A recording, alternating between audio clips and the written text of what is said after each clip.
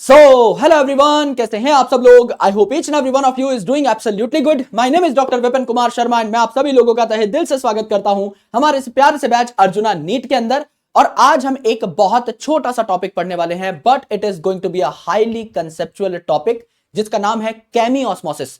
बहुत ही ज्यादा खतरनाक टॉपिक होने वाला है, सिंस हम लोग लाइट रिएक्शन को आप जान चुके हैं, हम लोग साइक्लिक और नॉन साइक्लिक फोटोफॉस्फोराइलेशन को आप पढ़ चुके हैं। तो आपने यह भी अब पता लगा लिया है कि साइक्लिक और नॉन साइक्लिक फोटोफॉस्फोराइलेशन के दौरान एटीपी की फॉर्मेशन होती है। पर हम लोगों ने सीधा सीधा लिख दिया है, डायरेक्ट लिख दिया है कि यहां पर एटीपी बनती है, पर ये एटीपी बनी कैसे ये हमें नहीं पता लगा। फॉर एग्जाम्पल, अगर मैं नॉन साइक्लिक फोटोफॉस्फोराइलेशन की बात करता हूं तो सूरज की किरणें 680 नैनोमीटर की जो लाइट है वो PS2 पे पड़ी। PS2 से इलेक्ट्रॉन चला गया आपका प्लास्टोक्विनोन के पास, प्लास्टोक्विनोन से इलेक्ट्रॉन ले लिया साइटोक्रोम B6F ने, साइटोक्रोम B6F ने इलेक्ट्रॉन दे दिया प्लास्टोसाइनिन को, फिर यह इलेक्ट्रॉन चला गया PS1 के पास, PS1 से इलेक्ट्रॉन चला गया FD यानी फेराडॉक्सिन के पास, और फेराडॉक्सिन से इलेक्ट्रॉन चला गया FNR यानी फेराडॉक्सिन NADP रिडक्टेज के पास। अब यहां पर नाम है फेराडॉक्सिन NADP रिडक्टेज, यानी ऐसा एंजाइम जो NADP को रिड्यूस करता है, NADP पे हाइड्रोजन लगा देता है। तो यहां पे NADP के ऊपर अगर मैं हाइड्रोजन लगा दूं तो क्या NADPH बन जाएगा? बन जाएगा।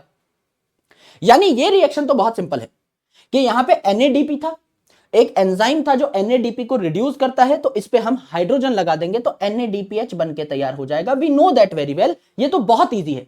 लेकिन हमने लिखा कि जब हम PS2 से PS1 के बीच में इलेक्ट्रॉन्स भेज रहे होते हैं तो ATP बनता है। यह कैसे बना?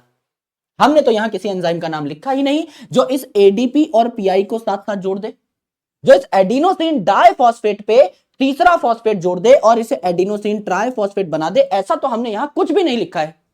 सिमिलरली जब हम साइक्लिक फोटोफॉस्फोराइलेशन की बात कर रहे थे तो यहां सिर्फ PS1 अवेलेबल है जिसका रिएक्शन सेंटर है P700। तो ये 700 नैनोमीटर की लाइट को एब्सॉर्ब करेगा, इलेक्ट्रॉन भेज देगा ये फेराडॉक्सिन के पास, फिर ये इलेक्ट्रॉन भेज देगा आपका प्लास्टोक्विनोन के पास, फिर साइटोक्रोम B6F के पास एंड देन प्लास्टोसाइनिन के पास, देन इलेक्ट्रॉन वापस PS1 पे आ गया। इसीलिए इसका नाम साइक्लिक फोटोफॉस्फोराइलेशन है। PS1 से इलेक्ट्रॉन उड़ा और PS1 पे ही वापस आ गया। जबकि यहां पर अगर आप देखें तो PS2 से जो इलेक्ट्रॉन उड़ा वो कभी भी वापस लौट करके नहीं आया PS2 के पास। ना आना इस देश मेरी लाडो हो गया इसका, ये कभी लौटा ही नहीं। तो it is non cyclic photophosphorylation, ये कोई साइक्लिक प्रोसेस नहीं है। PS2 से जो इलेक्ट्रॉन उड़ा वो PS2 पे वापस नहीं लौटा, लेकिन यहां PS1 से जो इलेक्ट्रॉन उड़ा है वो PS1 पे वापस लौट जाता है फेरी लगा करके। इसका मतलब इट इज साइक्लिक फोटोफॉस्फोराइलेशन।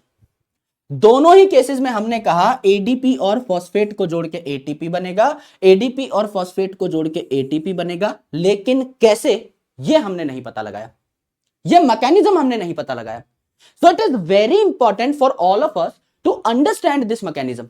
एक बार इस मैकेनिज्म को हमको गौर से समझना है कि ये ATP बनती कैसे है, और इस मैकेनिज्म को हम लोग क्या कहते हैं? केमी ऑस्मोसिस कहते हैं। तो हमारी जो आज की हेडिंग है ये क्या है? Chemiosmotic hypothesis.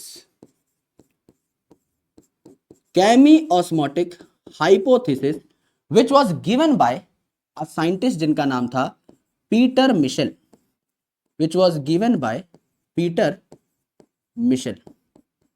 और पीटर मिशेल साहब ने केमी ऑस्मोटिक हाइपोथेसिस के बारे में जब बताया तो इन्होंने पूरा मैकेनिज्म दिया कि कैसे आपकी ATP तैयार होती है फ्रॉम ADP एंड PI। तो आपको अच्छे तरीके से पता है कि ये जो पिगमेंट्स हैं, ये जो इलेक्ट्रॉन ट्रांसपोर्टर्स हैं, ये आपके कहां पर पाए जा रहे हैं मेरे भाई? ये जो फोटो सिस्टम्स हैं ये कहां पर पाए जा रहे हैं? ये आपके थाइलाकॉइड मेम्ब्रेन में पाए जा रहे हैं।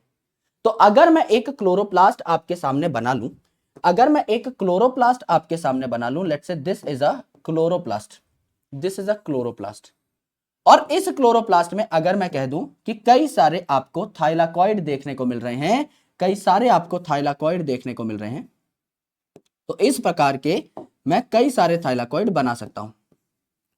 और थाइलाकॉइड को अगर मैं एक के ऊपर एक के ऊपर एक लगा दूं तो क्या बन जाएगा? ग्रेना बन जाएगा। एक स्ट्रक्चर बन जाता है जिसको मैं क्या कहता हूं? ग्रेना कह देता हूं, जिसको मैं क्या कह देता हूं? ग्रेना कह देता हूं। तो यहां पर ये एक ग्रेना है, यहां पर ये एक ग्रेना है, इन ग्रेना को आपस में कनेक्ट करने वाली जो मेम्ब्रेन है इसको हम लोग क्या कहते हैं, स्ट्रोमा लेमेली। और ये जो काला काला स्पेस बचा है इसको हम लोग क्या कह देते हैं, इसको हम लोग कह देते हैं स्ट्रोमा। तो यहां पे ये जो एक थाइलाकॉइड मेम्ब्रेन है ना, ये एक थाइलाकॉइड जो है इसको मैं इलेबोरेट करके बना रहा हूं। ये एक थाइलाकॉइड है जिसको मैं बड़ा करके बना रहा हूं, इलेबोरेट करके बना रहा हूं। इसी से मुझे पता लग जाएगा कि कहां क्या होने वाला है। इसको मैं इलेबोरेटेड फॉर्मेट में बनाने वाला हूं आप सभी लोगों के सामने। इससे ही आपको केमियोस्मोसिस समझ में आ जाएगी। ऑलराइट, इसी से आपको केमियोस्मोसिस अच्छे तरीके से समझ में आ जाएगी। तो यहां मैं बना देता हूं आपका एक थाइलाकॉइड। एक थाइलाकॉइड अगर मैं बनाऊं तो कुछ इस प्रकार का मेरा डायग्राम जो है बन करके तैयार हो जाएगा। इस प्रकार का डायग्राम मेरा बन करके तैयार हो जाएगा। क्या ये एक थाइलाकॉइड मेम्ब्रेन है? यस गुरुजी, ये एक थाइलाकॉइड मेम्ब्रेन है जो मैंने यहां पर तैयार कर ली है। ठीक है, बिल्कुल सर, ये एक थाइलाकॉइड मेम्ब्रेन है जो आपने यहां पर तैयार कर ली है। एक कंप्लीट थाइलाकॉइड सिक्के जैसा स्ट्रक्चर मैंने यहां पर बना लिया है। अब खुद बताइए, अगर मैं यहां पर नॉन साइक्लिक फोटोफॉस्फोराइलेशन की बात करता हूं तो पहले मैं PS2 बनाऊंगा, फिर मैं प्लास्टोक्विनोन बनाऊंगा, फिर साइटोक्रोम B6F बनाऊंगा, फिर प्लास्टोसाइनिन बनाऊंगा, फिर आपका PS1 बनाऊंगा, फिर FD बनाऊंगा, FNR बनाऊंगा। ये सारी चीजें मुझे बनानी पड़ेंगी। तो मेरे भाई ये सारी चीजें मैं यहां पर बना लेता हूं। समझ लीजिए, मैंने यहां पर सबसे पहले बनाया है क्या, आपका PS2। PS2 के बाद मैंने यहां पर बना लिया है आपका PS1, और PS1 और PS2 के बीच में मैंने यहां पर बना दिया है साइटोक्रोम B6F। साइटोक्रोम B6F, ठीक है जी, करेक्ट गुरुजी, इतना आपने बना दिया है। तो ये मैंने क्या बनाया, ये मैंने बनाया आपका PS2 जो पहले पार्टिसिपेट करता है नॉन साइक्लिक फोटोफॉस्फोराइलेशन में। यहां मैंने बनाया PS1 जो बाद में पार्टिसिपेट करता है नॉन साइक्लिक फोटोफॉस्फोराइलेशन में। यहां पर मैंने बनाया साइटोक्रोम B6F। अब मेरे भाई PS2 और साइटोक्रोम B6F के बीच में क्या था सर? साइटोक्रोम और B6F के बीच में क्या था? यहां पर था प्लास्टोक्विनोन। और प्लास्टोक्विनोन जो है ये आपका इस मेम्ब्रेन के बाहर की साइड आपको देखने को मिलता है। तो आप यहां पर क्या लिख देते हैं, प्लास्टोक्विनोन लिख देते हैं। ये बाहर की साइड देखने को मिलता है, इट इज PQ यानी प्लास्टोक्विनोन। करेक्ट। प्लास्टोक्विनोन जो है ये एक हाइड्रोजन कैरियर है, तो एक हाइड्रोजन ले लेता है और मेरे भाई क्या बना लेता है, आपका प्लास्टोक्विनोल बना लेता है। तो ये क्या हो जाएगा, PQH2 हो जाएगा। PQH2 हो जाएगा, इस पे हाइड्रोजन लग जाएंगे और ये PQH2 हो जाएगा। ठीक है, तो PQH2 मेम्ब्रेन के अंदर की साइड होता है ल्यूमन की तरफ, और प्लास्टोक्विनोन मेम्ब्रेन की बाहर की साइड पाया जा रहा होता है, स्ट्रोमा की साइड आपका देखने को मिल रहा होता है। ये जो खाली खाली इलाका है इसे हम क्या कह सकते हैं, इसे हम क्या कह सकते हैं प्यार से, स्ट्रोमा कह सकते हैं। इसे हम प्यार से क्या कह सकते हैं, स्ट्रोमा कह सकते हैं। दिस इज आर स्ट्रोमा जो मैंने यहां पर बना दिया है। और अंदर क्या है आपका, थाइलाकॉइड का ल्यूमन है। So this is PQ। तो पहले PS2 से इलेक्ट्रॉन गए PQ के पास, फिर साइटोक्रोम B6F के पास, और फिर क्या आ जाता है आपका, प्लास्टोसाइनिन आ जाता है मेरे भाई। फिर क्या आ जाता है आपका, प्लास्टोसाइनिन आ जाता है। फिर क्या आ जाता है, प्लास्टोसाइनिन आ जाता है। तो यहां पे आप क्या लिख सकते हैं, प्लास्टोसाइनिन लिख सकते हैं। प्लास्टोसाइनिन से जो इलेक्ट्रॉन है चले जाते हैं PS1 के पास। PS1 से जो इलेक्ट्रॉन है किसके पास चले जाते हैं, FD के पास यानी फेराडॉक्सिन के पास, जो कि स्ट्रोमा वाली साइड पाया जाता है। एंड उसके बाद चले जाते हैं कहां पर, FNR के पास यानी फेराडॉक्सिन NADP रिडक्टेस के पास, जो कि अगेन स्ट्रोमा वाली साइड में पाया जाता है। थाइलाकॉइड के अंदर नहीं पाया जा रहा होता, बाहर पाया जा रहा होता है। करेक्ट है, एकदम करेक्ट है सर, यही हमारा सीक्वेंस है। देखिए PS2, फिर plastoquinone, cytochrome B6F, plastocyanin, PS1, FD, FNR, same देख लो sir. PS2, plastoquinone, cytochrome B6F, plastocyanin, PS1, FD, FNR, एकदम ठीक है। ठीक है गुरुजी, ये तो बना लिया। अब क्या करें इसका, मैंने कहा कि ये जो आपका प्लास्टोक्विनोन है इस पे इलेक्ट्रॉन जाएंगे PS2 से, लेकिन कब जाएंगे, लाइट रिएक्शन है जब लाइट आएगी। PS2 जो है इसका रिएक्शन सेंटर है P680 यानी 680 नैनोमीटर की लाइट आएगी। 680 नैनोमीटर की जब लाइट आएगी तो इलेक्ट्रॉन निकल करके आपका कहां पे चला जाएगा, यहां पे चला जाएगा प्लास्टोक्विनोन के पास। ठीक है, उसके बाद चला जाएगा आपका कहां पर, साइटोक्रोम B6F के पास। ठीक है, एकदम करेक्ट है। साइटोक्रोम B6F के बाद चला जाएगा आपका प्लास्टोसाइनिन के पास। प्लास्टोसाइनिन के बाद चला जाएगा PS1 के पास। PS1 के बाद कहां चला जाएगा आपका, FD के पास। FD के बाद चला जाएगा FNR के पास, और FNR जो है इस इलेक्ट्रॉन को कहां दे देगा, NADP को दे देगा। NADP को दे देगा तो क्या बन जाएगा भैया, NADPH बन जाएगा। कैसे बनेगा अभी थोड़ी देर में डिस्कस करेंगे। NADPH बन जाएगा, ये हम पहले से जानते थे।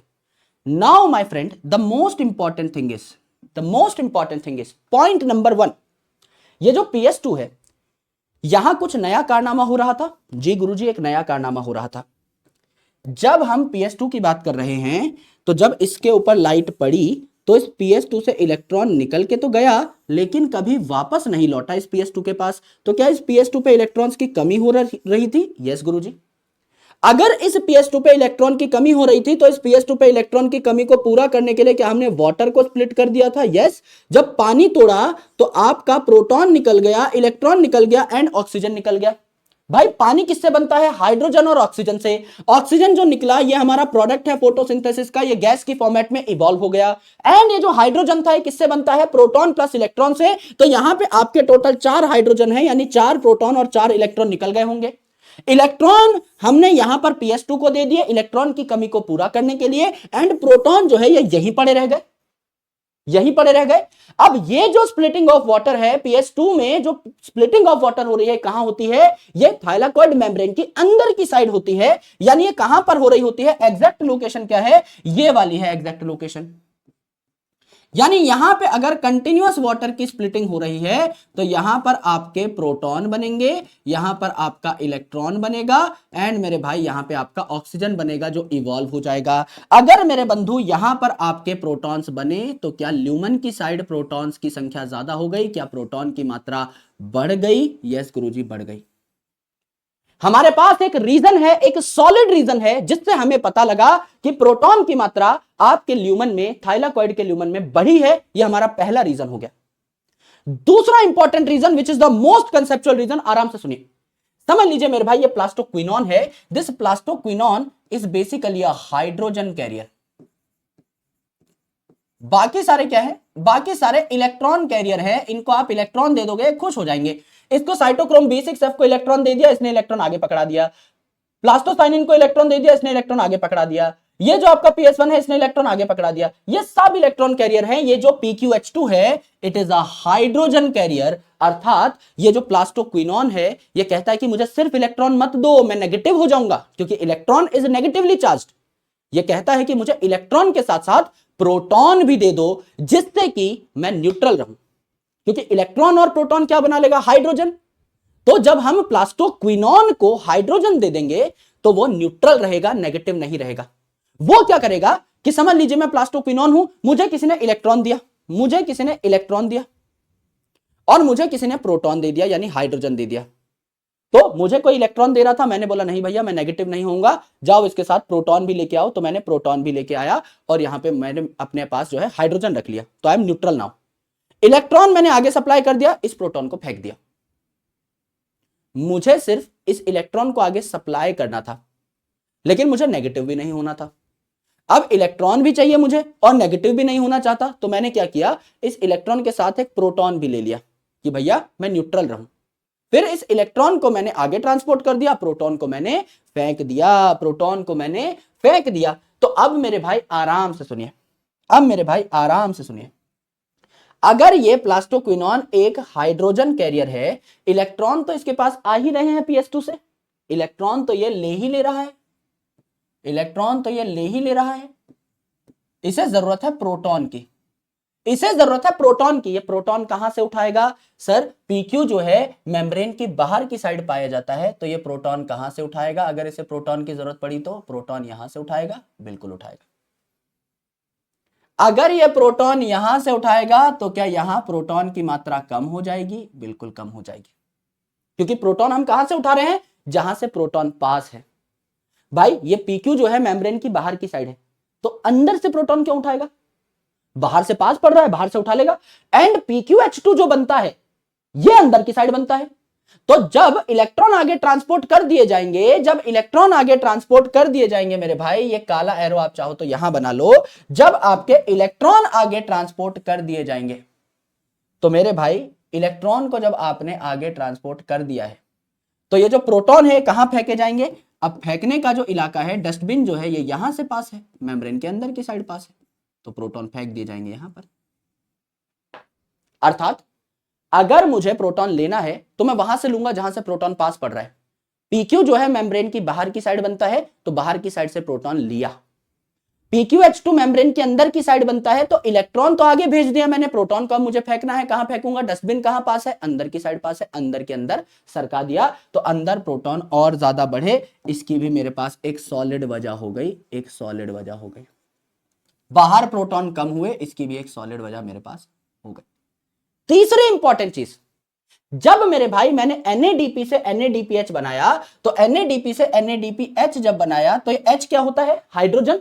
तो यहां पर मुझे NADP से NADPH बनाने के लिए एक हाइड्रोजन ऐड करना है, और हाइड्रोजन क्या होता है? Proton plus electron. तो इलेक्ट्रॉन तो इस इलेक्ट्रॉन ट्रांसपोर्ट सिस्टम से आ गया, इलेक्ट्रॉन तो यहां से चला चला आ रहा है, लेकिन प्रोटॉन मैंने यहीं से उठा लिया, प्रोटॉन मैंने यहीं से उठा लिया।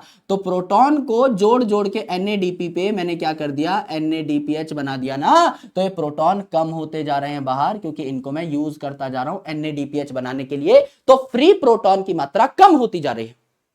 यानी बाहर की साइड जो काला काला स्पेस है, यहां प्रोटॉन की मात्रा कम हो रही है, प्रोटॉन की मात्रा कम हो रही है, और अंदर जो ल्यूमन है, यहां प्रोटॉन की मात्रा बढ़ रही है, प्रोटॉन की मात्रा बढ़ रही है। So there is a gradient, एक डिफरेंस क्रिएट हो गया मेरे भाई मेरे दोस्त, एक ग्रेडियंट क्रिएट हो गया। अंदर प्रोटॉन बढ़ रहे हैं और बाहर प्रोटॉन घट रहे हैं, एक डिफरेंस क्रिएट हो गया है प्रोटॉन्स की मात्रा में, जिसे ग्रेडियंट कहा जाता है। ग्रेडियंट का मतलब ही होता है डिफरेंस। तो हमने यहां पर क्या देखा? आराम से सुनना।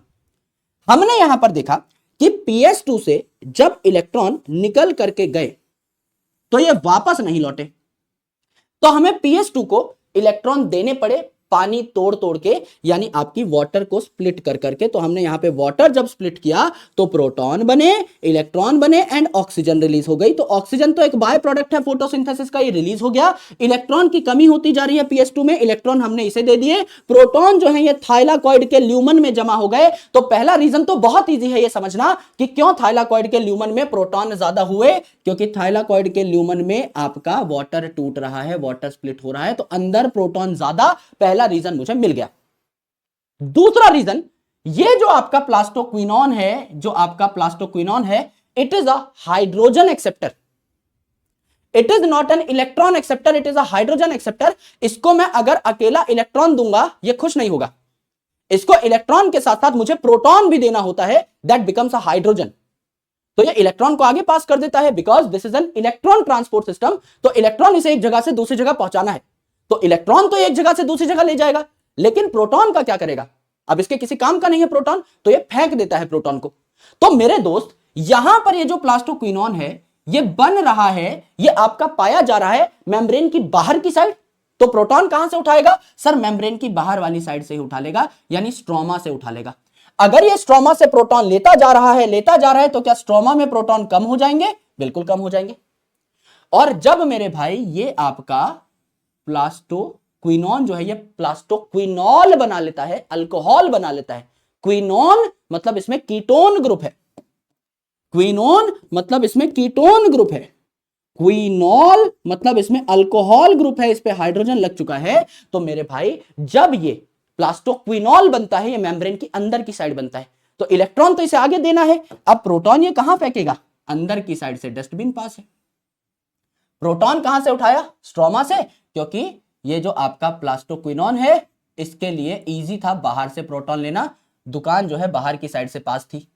ये जो आपका प्लास्टोक्विनोल बना, फेंक दिया इसने प्रोटॉन अंदर की साइड, क्योंकि अंदर की साइड डस्टबिन पास है, वहीं की वहीं आपका इसने प्रोटॉन फेंक दिया। तो बाहर से प्रोटॉन खींच के ला रहा है, तो बाहर प्रोटॉन कम हो गए, अंदर प्रोटॉन फेंक रहा है, तो अंदर प्रोटॉन ज्यादा हो गए, अंदर प्रोटॉन ज्यादा हो गए, बाहर प्रोटॉन कम हो गए, डिफरेंस क्रिएट हो रहा है। सिमिलरली अब देखिए, जब आप NADP को NADPH में कन्वर्ट करते हैं, अगर मैं NADP को NADPH में कन्वर्ट करूं, दिस इज NADP, अगर मैं इसे NADPH में कन्वर्ट करता हूं, तो मैंने इसे क्या दे दिया? H दे दिया, यानी एक प्रोटॉन दे दिया, एक इलेक्ट्रॉन दे दिया। अब इलेक्ट्रॉन तो यहां से पास होके जा रहा है, इलेक्ट्रॉन तो मैंने इसे दे दिया, प्रोटॉन मैंने कहां से उठाया? प्रोटॉन मैंने यहीं की यहीं से उठाया। स्ट्रोमा में बन रहा है या ना ये, तो ये जो स्ट्रोमा वाला प्रोटॉन है, यही उठा लिया मैंने, तो स्ट्रोमा में फिर प्रोटॉन कम। तो स्ट्रोमा में प्रोटॉन कम हो रहा है, ल्यूमन में प्रोटॉन बढ़ रहा है, तो एक ग्रेडियंट क्रिएट हो जाएगा, एक डिफरेंस क्रिएट हो जाएगा अंदर प्रोटॉन की मात्रा ज्यादा है तो अंदर मैं पॉजिटिव साइन बना करके इसको रिप्रेजेंट कर देता हूं, और बाहर आपके प्रोटॉन कम है स्ट्रोमा में तो इसको नेगेटिव साइन बना के रिप्रेजेंट कर देता हूं। नेगेटिव साइन का मतलब ये नहीं है कि यहां पे नेगेटिवली चार्ज आयंस है, बस मैं ये बताने की कोशिश कर रहा हूं कि अंदर ज्यादा पॉजिटिव है बाहर कम पॉजिटिव है तो उसको नेगेटिव लिख दिया एक रेफरेंस बनाने के लिए। अब मेरे दोस्त आराम से देखें, कुदरत के नियम क्या कहते हैं, प्रकृति के नियम क्या कहते हैं कि चीजें अपनी हाई कंसंट्रेशन से लो कंसंट्रेशन में भागना चाहती हैं। अगर अंदर प्रोटॉन ज्यादा है और बाहर प्रोटॉन कम है तो क्या प्रोटॉन अपनी हाई कंसंट्रेशन से लो कंसंट्रेशन में भागना चाहेंगे? क्या यहां से यहां भागना चाहेंगे? सर जी बिल्कुल भागना चाहेंगे, बट इनकी एक मजबूरी है। क्या मजबूरी है? कि ये चार्ज्ड है।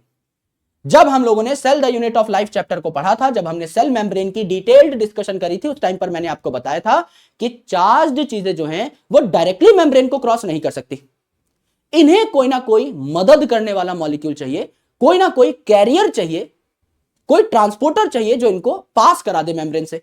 तो यहां पर मेरे दोस्त एक मॉलिक्यूल आता है जो कि इनको पास कराने का काम करता है। इस कैरियर को हम लोग क्या कहते हैं? F0 particle. F0 पार्टिकल, ये आपका F0 पार्टिकल है, ठीक है। इसको हम लोग टेक्निकली क्या कहते हैं? It is called as CF0 particle, यानी क्लोरोप्लास्ट का F0 particle, C for chloroplast, CF0 particle, correct.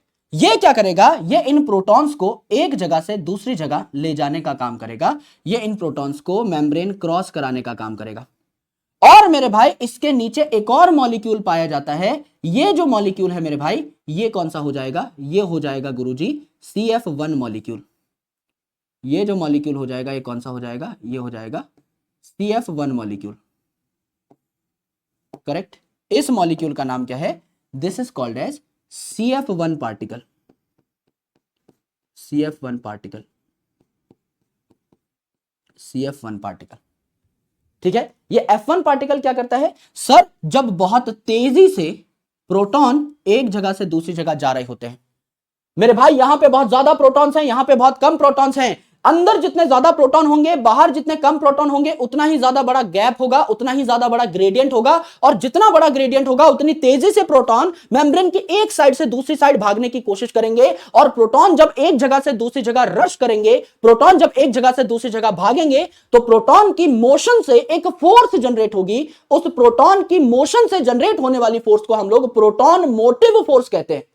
नाम से ही सारी चीजें डिकोड हो रही हैं। प्रोटॉन मोटिव फोर्स यानी ऐसी ताकत जो प्रोटॉन की मोशन से जनरेट हो रही हो। तो अंदर इतने सारे प्रोटॉन्स हमने इकट्ठे कर दिए हैं जानबूझ के, अलग अलग जुगाड़ लगा के, एंड बाहर प्रोटॉन्स हमने कम कर दिए हैं स्ट्रोमल साइड में अलग अलग तिगड़म लगा के। अब जो है प्रोटॉन अंदर से बाहर रश करने की कोशिश कर रहे हैं, और जब ये तेजी से रश करेंगे, बहुत तेजी से जब ये एक जगह से दूसरी जगह भागेंगे, तो यहां पर ये जो F1 पार्टिकल होता है यहां पर पहले से प्रेजेंट होते हैं कौन? ADP और PI, यानी एडिनोसिन डाइफॉस्फेट और इनऑर्गेनिक फॉस्फेट। अब मेरे भाई ये जो ADP और PI हैं, they are searching for a magic moment. ये दोनों बहुत पास पास हैं, लेकिन इनको जुड़ने के लिए, बॉन्ड बनाने के लिए एनर्जी नहीं मिल रही है। जैसे ही प्रोटॉन एक जगह से दूसरी जगह रश करते हैं, इनको एनर्जी मिल जाती है और ये क्या बना लेते हैं? झटपट ATP बना लेते हैं, और यही हमारा केमी ऑस्मोटिक हाइपोथेसिस है। This is how you create an ATP। इस तरीके से आपका ATP बना। तो जो हमने इतनी आसानी से लिख दिया यहां पर नॉन साइक्लिक फोटोफॉस्फोराइलेशन में कि यहां ATP बना, यहां ATP बना, जो इतनी आसानी से लिख दिया, एक्चुअल में उसके पीछे इतना ज्यादा बड़ा प्रोसेस है। This is your chemiosmotic hypothesis. इससे आसान ये टॉपिक अब नहीं हो सकता मेरे दोस्त, राइट। तो यहां पर आपने क्या किया? We created a proton gradient. यहां पर हमने क्या किया? we created a proton gradient। हमने एक प्रोटॉन ग्रेडियंट बनाया। कैसे बनाया? पहला reason, water is splitted on inner side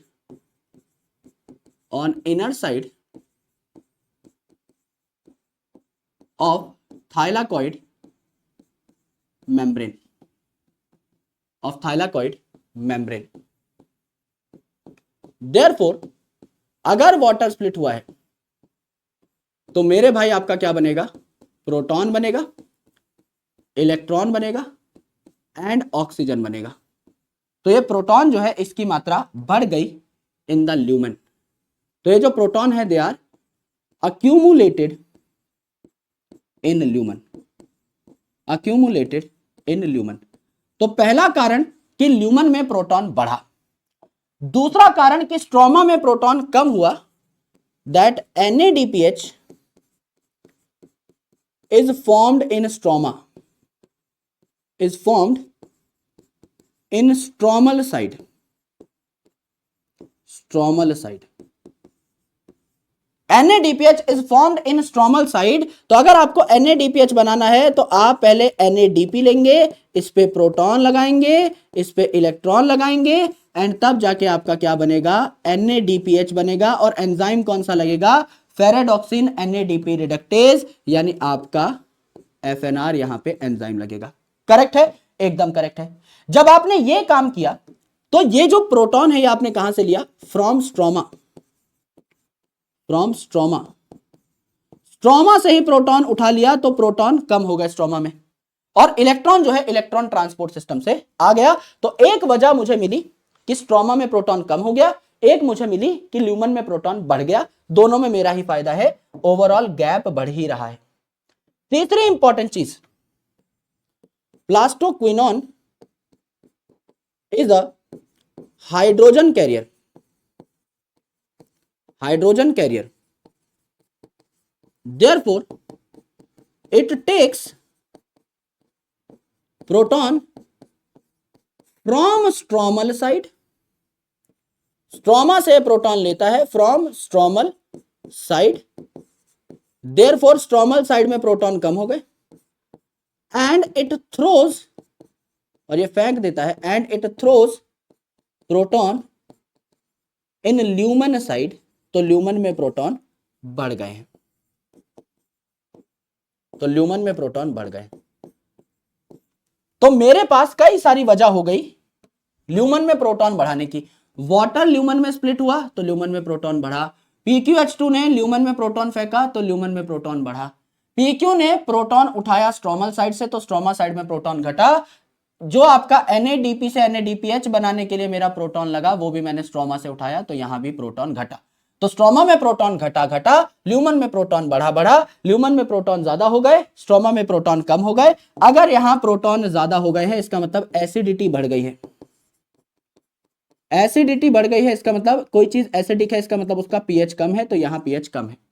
और यहां आपका क्या हो गया, pH ज्यादा हो गया। केमिस्ट्री में ये चीज आपने पढ़ी होगी, नहीं भी पढ़ी है तो कोई बात नहीं। pH कम होता है, 0 से 7 जो pH होता है वो एसिडिक होता है, and that is because of high proton. तो प्रोटॉन हाई है इसका मतलब एसिडिक कंडीशन है, यानी pH कम है। बेसिक मतलब pH ज्यादा है, फिर 7 से 14, ठीक है। तो यहां पर क्या हुआ, ये CF0 पार्टिकल है which is a transporter, it helps to transport protons through membrane, membrane से पास कराता है ये प्रोटॉन को। तो ये ट्रांसपोर्टर का काम करता है कौन, CF0 पार्टिकल। और CF1 पार्टिकल है, क्या करता है, it connects ADP and PI via proton motive force, via proton motive force to make ATP,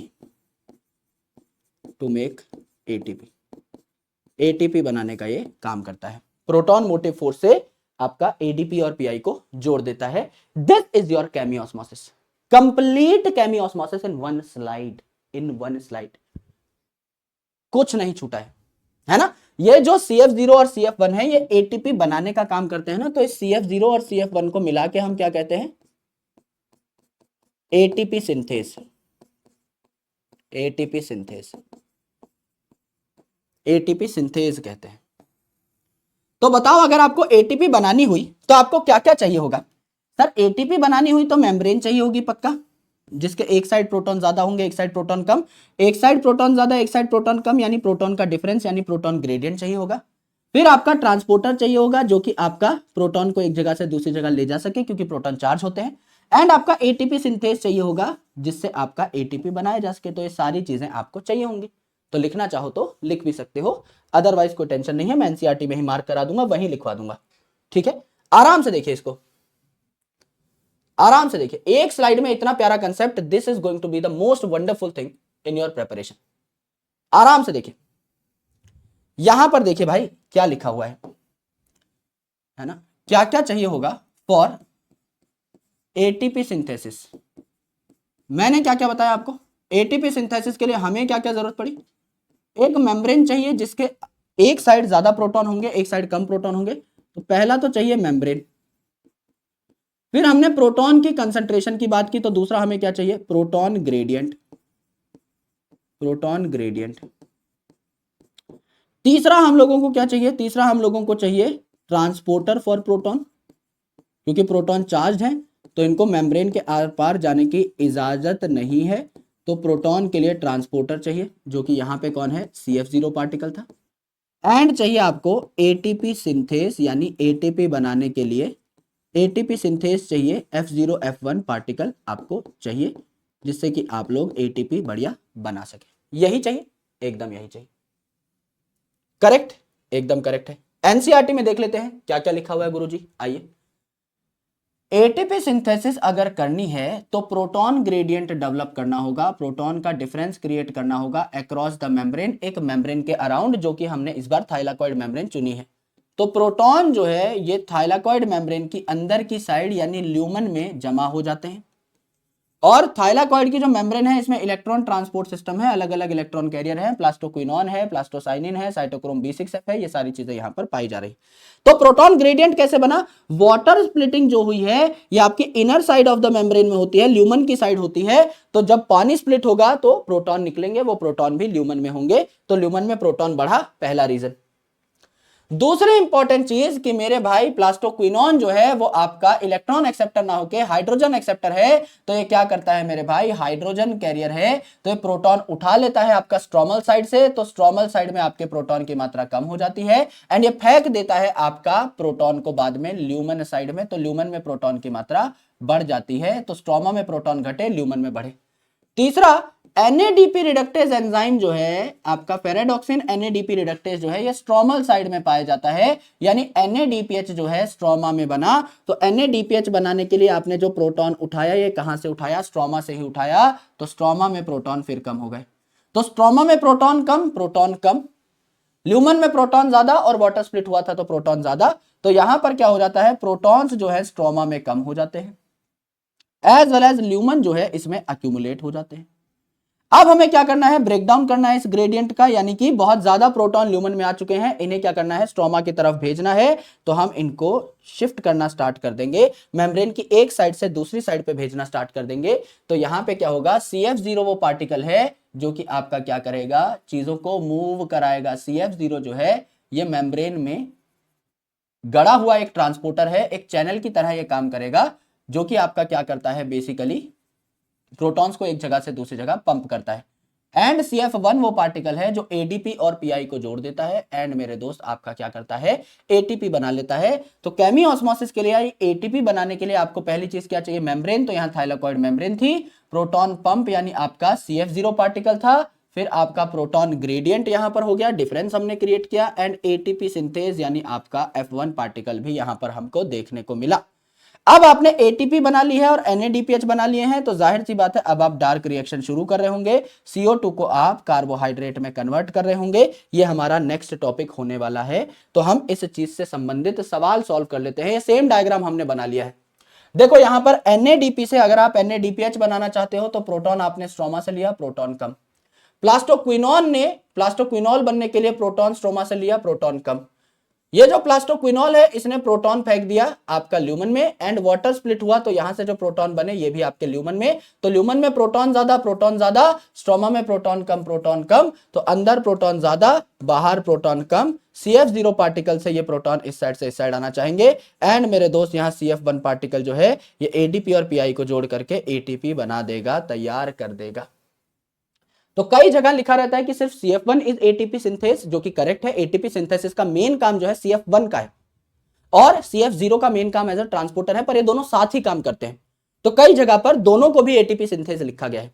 अगर दोनों में से एक ही पूछ ले कि CF0 और CF1 में से बताओ भैया कौन सा ATP सिंथेस है, दोनों में से एक चुनना है। वैसे तो दोनों ही साथ ही काम करते हैं, अलग अलग नहीं पाए जाते, दो जिसमें एक जान है, लेकिन फिर भी इनमें से कोई पूछ ले कि एटीपी सिंथेसिस में मेन काम किसका है, तो आप इतने तो समझदार हैं कि CF0 का मेन काम है एज अ ट्रांसपोर्टर, एटीपी बनाने का काम तो इसी का है। तो मेन एटीपी सिंथेस अगर इनमें से भी ऑप्शन ही कोई दे दे which is the ATP synthase, CF0 या CF1, तो एटीपी सिंथेस कौन हो जाएगा, इन दोनों में से अगर चुनना हो तो CF1 हो जाएगा।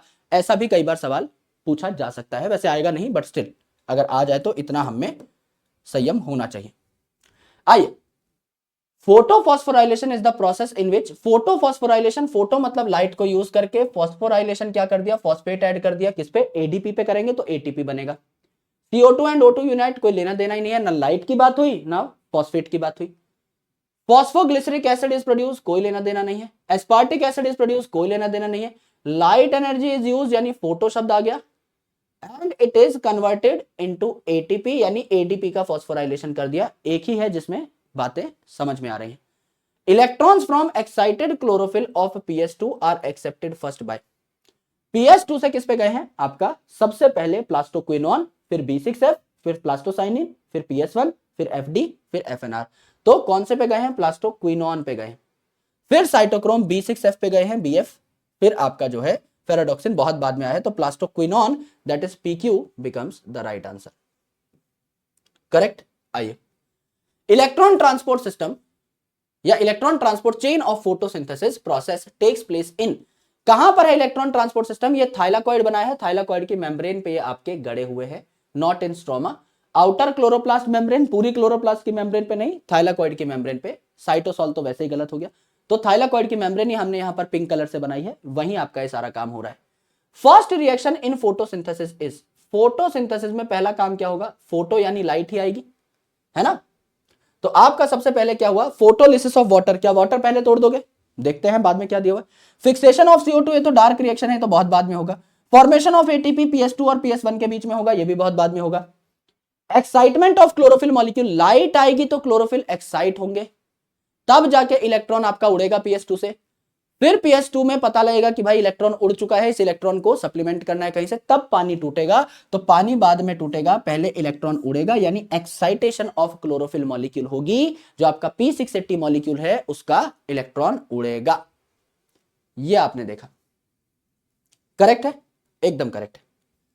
So this is your topic of chemiosmosis. I hope आपको बहुत प्यारे तरीके से समझ में आया होगा। एंड देखो, technically we haven't taken even 2 slides, there is only one slide which contains all the data for your examination। सारा डेटा एक स्लाइड के अंदर, कुछ भी नहीं छूटा है, और इतने प्यारे ढंग से इतना बहुत बेहतरीन सा डायग्राम हमने यहां पर बना लिया है, क्रैक कर लिया है। This is the beauty of diagrams which can speak, this diagram can speak on your behalf. ये डायग्राम सब बता रहा है जो जरूरी है, सब बातें बता रहे हैं, क्योंकि मैंने कहानी सुनाते सुनाते डायग्राम बनाया है। It can give you a lot of clarity जब आप रिवाइज कर रहे होंगे अपने कंसेप्ट्स को, है ना। तो ये जो है CF0 और CF1, इन्हें एटीपी सिंथेस कहा जाता है, लेकिन इनमें से मेन काम किसका है एज एन एटीपी सिंथेस, वो CF1 का है। अगर इनमें से भी कोई पूछ ले तो CF1 को एटीपी सिंथेस आप मार्क कर सकते हैं, करेक्ट। ये हम लोगों ने देखा मेरे दोस्त। अब हम बढ़ेंगे डार्क रिएक्शन के ऊपर। एटीपी और NADPH बना लिया, अब डार्क रिएक्शन के टॉपिक थोड़े और कंसेप्चुअल हैं, तो उनको लाइव ही पढ़ना पड़ेगा। तो अब C3 C4 पाथवे आपको एकदम लाइव कराई जाएगी, बहुत प्यारे तरीके से कराई जाएगी। तो अगले लेक्चर में आप सभी लोगों से मुलाकात हो रही होगी। ऑलराइट, अपना ख्याल रखिए, पढ़ाई करते रहिए, जल्द मुलाकात होगी। Thank you so much, lots of love, जय हिंद, बाय बाय, टेक केयर।